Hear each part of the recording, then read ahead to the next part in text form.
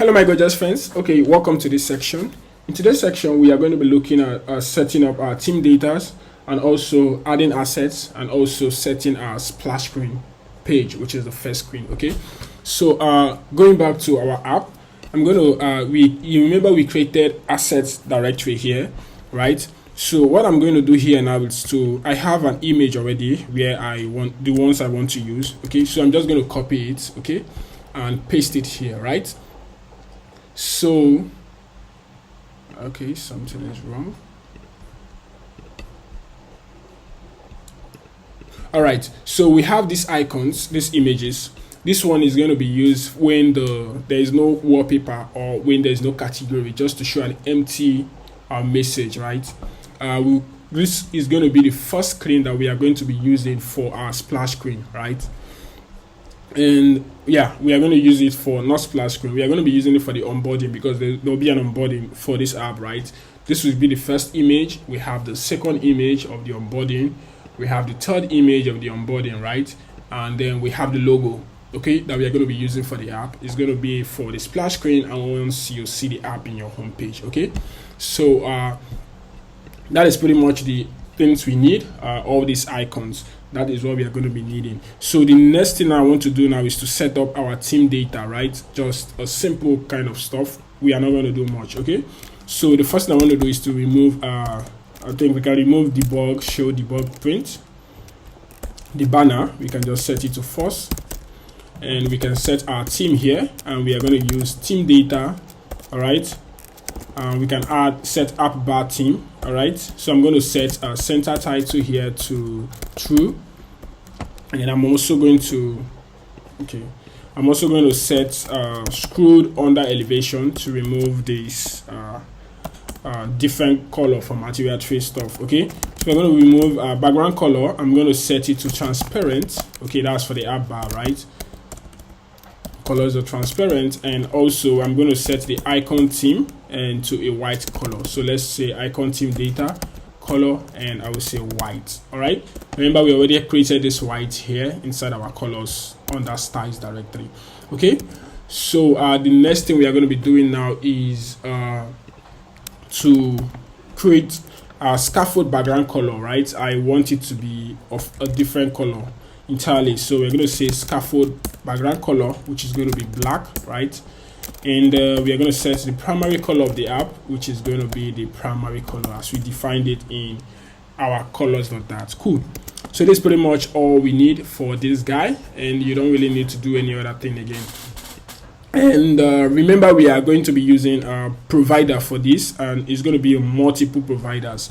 So what I'm going to do here, I'm going to modify this a little bit. So instead of returning a material app, I'm going to return a multi-provider. Okay,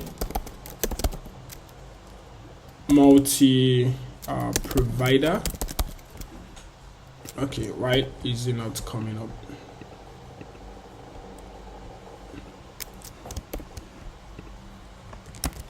Okay, multi-provider. So inside the multi-provider, I'm going to have a child, okay, and the child is just going to be this material app, okay, and we can remove one of these. I don't know why this is just showing errors, but we need to like import the provider into this guy. So to get it fixed, we have our provider.dat, and here the multi-providers. Okay, something needs to be added here. Okay, so here now we now need to add the providers, right? So inside here we're going to create all our providers that we are going to be using for this app. Okay, so that's pretty much it. So now you can leave this guy because we are done with it, right? So the next thing we are going to do now is to create our splash screen. So the splash screen is going to be like it's also going to be, because it doesn't have like a specific feature, right? So we're going to create it in the root of the lib folder. So I'm going to call this splash screen. Okay, so now we have our splash screen in place. The next thing I'm going to do now is to use a stateful widget, right?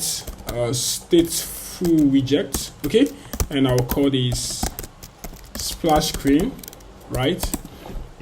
And inside here now, I'll return something else, which is a scaffold widget, and inside the scaffold widget we have the body, the center, because I want to centralize the icon, right?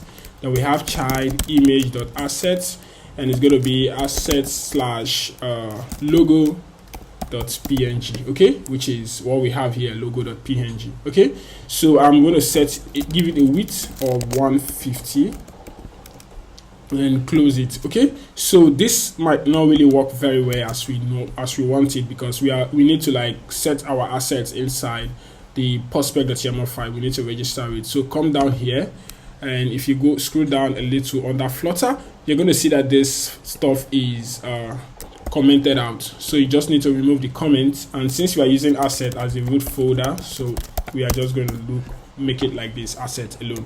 Cool. So that's pretty much it. And you can see we have created our assets, registered it, and we also have our splash screen here in place. Everything looking good and clean. So the next thing I'm going to do now is to run this app so you guys can see the output, and then we can proceed to the next section. Okay, so